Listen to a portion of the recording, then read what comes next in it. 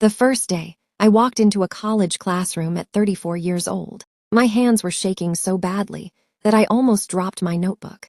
The room was full of students who looked like they had just graduated high school. They laughed loudly, talked about dorm parties, and scrolled through their phones like the world was simple and wide open for them. And there I was, standing in the doorway, holding a backpack that belonged more to my 8-year-old son than to me. For a moment, I seriously thought about turning around and walking out, because the truth was, I didn't belong there, or at least that's what I believed. My name is Sarah Mitchell, and I'm 34 years old. Today I'm sitting in my small but beautiful home in Columbus, Ohio, telling this story while my son is doing his homework at the kitchen table. Life is calm now, peaceful, but it wasn't always like this. There was a time when the idea of going back to college felt as impossible as flying to the moon. Because before I became a college graduate, before I built a career, before I learned to believe in myself again, I was just a single mom working 2 jobs, barely able to keep the lights on. And for many years, I believed my dreams had an expiration date. When I was 18, I had a plan, a very simple one. I wanted to go to college and study nursing. I had always loved helping people. Even as a teenager, I volunteered at a small clinic near my high school. I liked the quiet strength of nurses, the way they walked into difficult situations and somehow made everything feel calmer. My teachers believed in me. My friends believed in me. Even my parents believed in me. I got accepted to a community college just outside our town, and for a while it felt like the future was unfolding exactly the way it was supposed to. But life doesn't always follow the plans we make when we're 18. At 19, I met someone who changed everything. His name was Jason.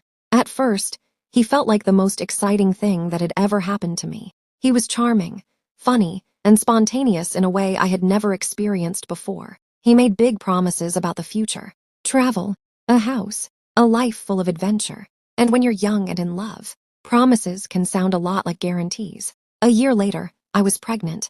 At 20 years old, my son Ethan was born on a cold February morning. I remember holding him for the first time and feeling something I had never felt before, a kind of love that rearranges your entire universe. Suddenly, my dreams didn't matter as much. His life mattered, his safety, his future. Jason tried to stay involved at first, but the truth slowly became clear. He wasn't ready to be a father. Within 2 years, he was gone. Not dramatically, not angrily. He just slowly disappeared from our lives. Phone calls became rare. Visits stopped. Eventually, it was just me and Ethan. And from that moment on, everything I did was about survival. Being a single mom in your 20s isn't something anyone truly prepares you for, especially when money is tight. I worked wherever I could, waitressing at a diner during the day, cleaning offices at night. Sometimes I barely slept. I remember coming home late one evening after a cleaning shift, collapsing onto the couch, and realizing I had been awake for nearly 20 hours. But Ethan was sleeping peacefully in the next room, and that was enough to keep me going. For years, life became a cycle of responsibility: work, groceries, bills, homework, laundry, sleep, repeat. Dreams didn't disappear completely. They just moved to the background. Every now and then, I would drive past the community college on my way to work. I'd see students walking across campus with backpacks and coffee cups, laughing like the future belonged to them. And for a split second, I'd imagine myself among them. But then the thought would fade, because reality had responsibilities.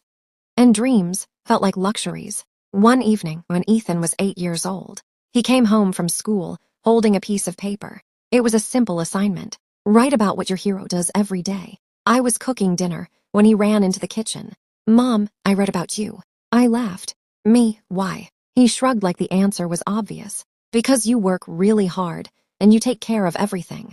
Then he added something that stopped me completely. "When I grow up, I want to work hard like you so I can go to college." I froze. "College?" I asked. "Yeah," he said. "My teacher says college helps people make their dreams come true." That night after Ethan went to sleep, I sat alone at the kitchen table, staring at the acceptance letter I had kept hidden in a drawer for 14 years. The one from the college I never attended. For the first time in a very long time, a question appeared in my mind. A dangerous one. What if it wasn't too late? The idea of going back to school at 34 felt terrifying. Most of the students would be half my age. I had bills, responsibilities, a child depending on me, and the biggest fear of all, what if I failed? For weeks I pushed the idea away, but the thought kept returning. Every time I helped Ethan with his homework, every time I passed the college campus, every time I imagined the example I wanted to set for my son. Finally, one evening, I opened my laptop and filled out the online application. My hands trembled as I clicked submit. It felt like jumping off a cliff. 2 weeks later, the acceptance email arrived. I stared at the screen for a long time. Then I started crying. Not because I was sad, because I realized something powerful.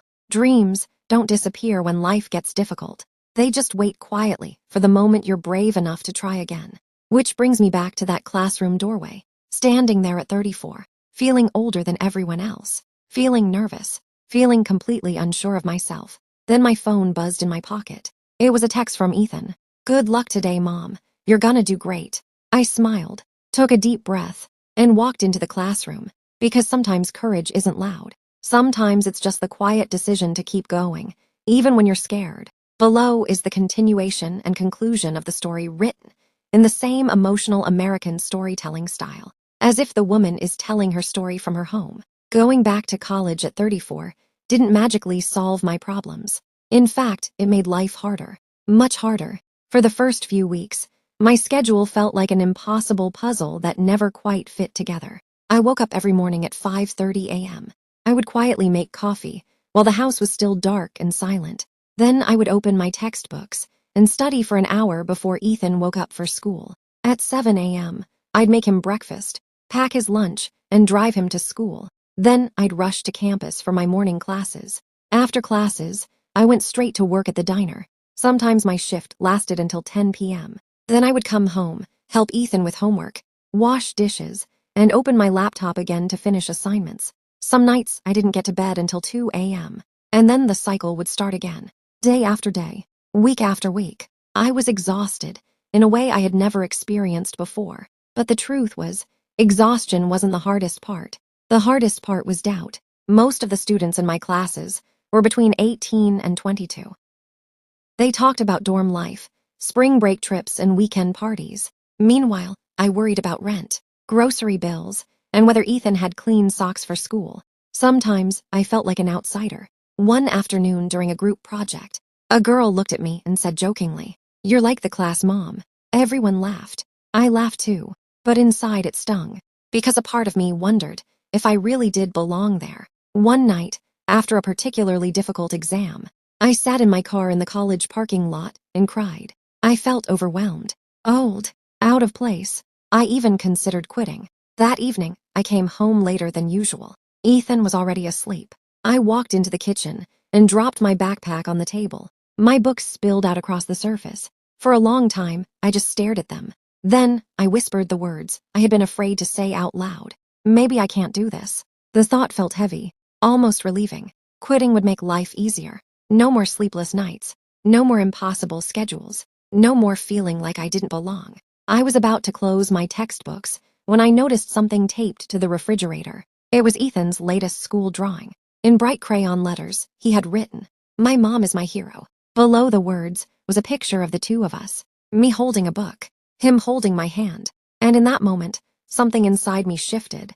I realized something important. This wasn't just about me anymore. It was about the example I was setting for my son. If I quit now, what lesson would he learn? That dreams are only for people without responsibilities. That once life becomes difficult, you stop trying. No, that wasn't the story I wanted him to believe. So I wiped my tears, opened my laptop again, and finished the assignment. The next months were still difficult, but slowly, things began to change. I started understanding the coursework better. My grades improved. Professors noticed my dedication. One of my instructors, Professor Reynolds, pulled me aside after class one day. "You work harder than anyone in this room," he told me. "Don't underestimate what that can lead to."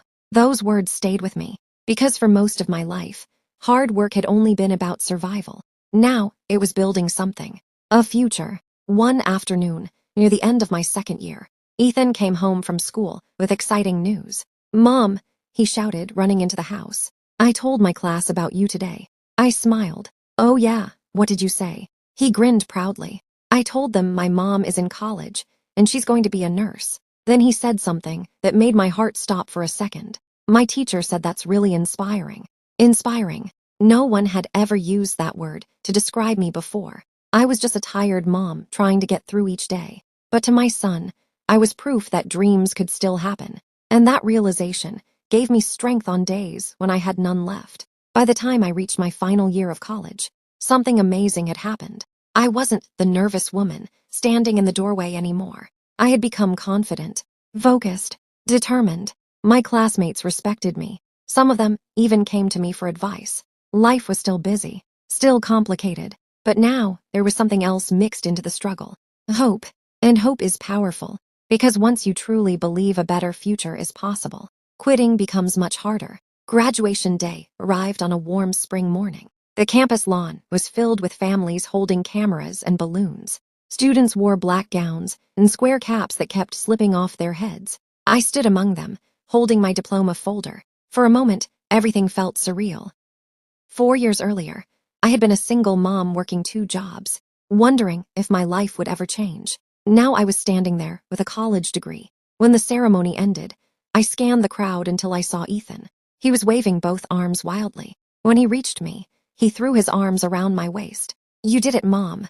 I laughed through tears. "No," I said softly. "We did it." Today, as I sit here in my living room telling this story, my life looks very different. I work as a nurse at a local hospital. We live in a comfortable home filled with laughter instead of stress. And Ethan, well, he's a teenager now, much taller than me, much wiser than I expected.